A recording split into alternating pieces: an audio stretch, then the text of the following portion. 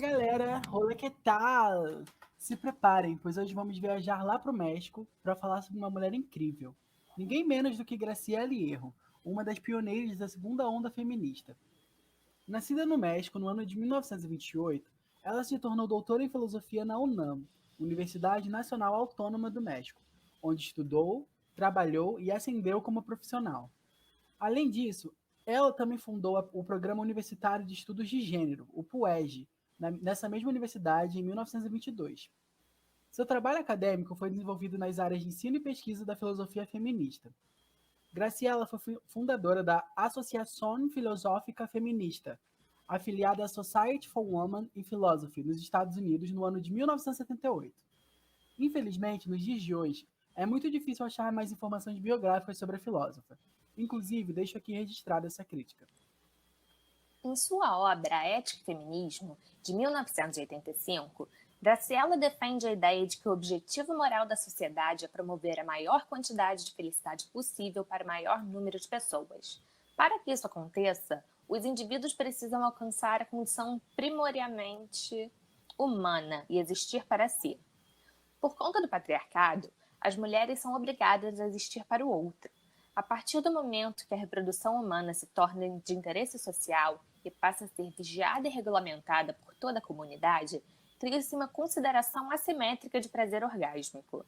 A sexualidade masculina, cuja única consequência é o prazer, pode ser pessoal. Já a sexualidade da mulher, por ter repercussões sociais, passa a ser regulada pelos interesses masculinos.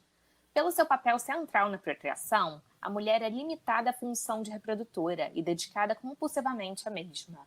O patriarcado define a maternidade como um único projeto de vida da mulher, exercendo controle de sua sexualidade e subjugando sua vida intelectual.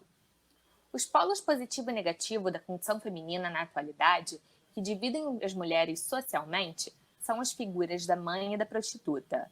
A mãe, que tem características consideradas positivas como a passividade e docilidade, se conforma a esse papel para não perder os privilégios do cavalheirismo, enquanto inveja a liberdade sexual e o poder econômico da prostituta, que é sacrificada para satisfazer o alívio orgásmico dos homens. Ambas são inferiorizadas, controladas e usadas, porém são colocadas umas contra as outras, enquanto os homens aproveitam de liberdade sexual, valores sociais e prestígio do trabalho. As diferenças biológicas entre os sexos são interpretadas de modo que a força física é mais valorizada. Esse é o fundamento da moral patriarcal, que possibilita a hegemonia masculina. A autoridade patriarca cria, interpreta e sanciona as leis de acordo com seus interesses, como se eles fossem universais, enquanto as mulheres apenas seguem essas leis. Como os homens criaram a necessidade de ter herdeiros comprovados para manter a integridade de sua propriedade privada, a sexualidade feminina passou a ser reprimida, tendo como única saída lícita o casamento monogâmico. A supressão de seu impulso sexual para satisfazer as normas sociais é, de acordo com Hierro, a derrota feminina. O patriarcado tem como objetivo controlar totalmente a vida individual de seus membros. Suas entidades são a família, a sociedade e o Estado, todos controlados pelo patriarca. Essa organização social privilegia os interesses masculinos. A função central da família nesse sistema é garantir a reprodução da espécie e reforçar as hierarquias de poder estabelecidas. Por meio da educação informal, a mulher é ensinada desde cedo que dar felicidade aos outros ao invés de buscar sua própria felicidade. Sua educação é determinada por fundamentos estéticos para atrair homens, emotivos para cumprir a função maternal e de passividade para ser submissa. As ideias que fundamentam as crenças morais de cada época sobre o que é o bom e o que é certo se configuram a partir de fatores econômicos, religiosos, metafísicos, políticos e científicos. A condição feminina atual parte da biologia, obedece à necessidade cultural e se perpetua através da educação.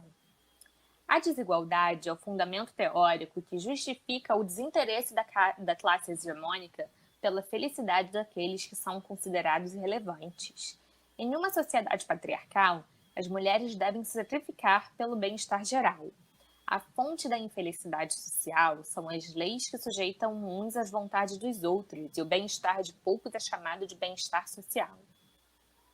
Ao defender que todas as pessoas são racionais, livres e iguais, e que o fim supremo da vida é agir com o objetivo de levar a maior quantidade de felicidade ao maior número possível de pessoas, e que felicidade é o prazer, a ausência de dor e a satisfação de seus desejos, Graciela Hierro define que a tarefa do filósofo moral é de sistematizar e, quando necessário, mudar as regras que vão garantir a felicidade.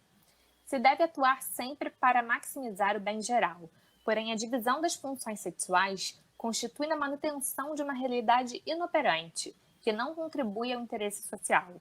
As mulheres sofrem uma desvalorização social que repercute sobre sua própria felicidade. A defesa dos interesses humanos só será possível a partir de uma revolução na educação feminina, com mulheres se formando e assumindo direção intelectual e moral do Estado. A reprodução deve deixar de ser o sentido primordial da vida das mulheres, para que elas possam se constituir como seres autênticos. A libertação da mulher é o movimento político mais potencialmente radical e importante da atualidade. Ela possibilitará a criação de uma nova cultura. Seu ponto de partida é a consciência de sua opressão, a convicção de que esse estado de coisas pode e deve ser superado e que é obrigação ética das mulheres fazê-lo. Essa é a responsabilidade histórica das mulheres atuais. Para Graciela Hierro, a raiz do problema está na educação, que é um dos principais fatores do sistema patriarcal em que vivemos. Ela aponta em seus estudos que o masculino tem considerado como o parâmetro de referência, enquanto o feminino tem o significado de falta.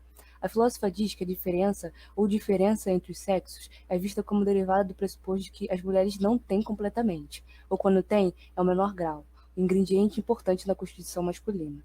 O objetivo de Hierro era começar a nomear o feminino sob novos paradigmas. A mulher não deveria ser analisada como a falta de um parâmetro do sexo masculino, mas sim possuir significado por seu próprio valor. Graciela propõe a reavaliação do princípio feminino e a afirmação de sua diferença em relação ao sexo masculino. O desenvolvimento desta nova cultura feminista representa uma ruptura com a lógica patriarcal. Exemplos de dentro da tradição patriarcal são as figuras de Eva ou Pandora, figuras que têm sido associadas com o mal. A figura feminina foi atribuída a uma carga negativa na sociedade. Os impactos da filósofa na sociedade se deu a partir da terceira onda feminista, onde impulsionou a filosofia feminista dentro das universidades. Ela considerava seu trabalho e luta suas paixões. Mesmo aos 75 anos, continuava lecionando. Seus textos são breves, sucintos e vão direto ao ponto, não realiza rodeios. Ela foi uma forte referência para o engajamento das mulheres no México. Graças à sua influência, as mulheres começaram a buscar e lutar pelos seus direitos. Se uma mulher não tem direito ao seu próprio corpo, então ao que ela tem direito? E se uma mulher não é dona do seu corpo, do que então ela é dona? Eis uma reflexão da Graciela Hierro.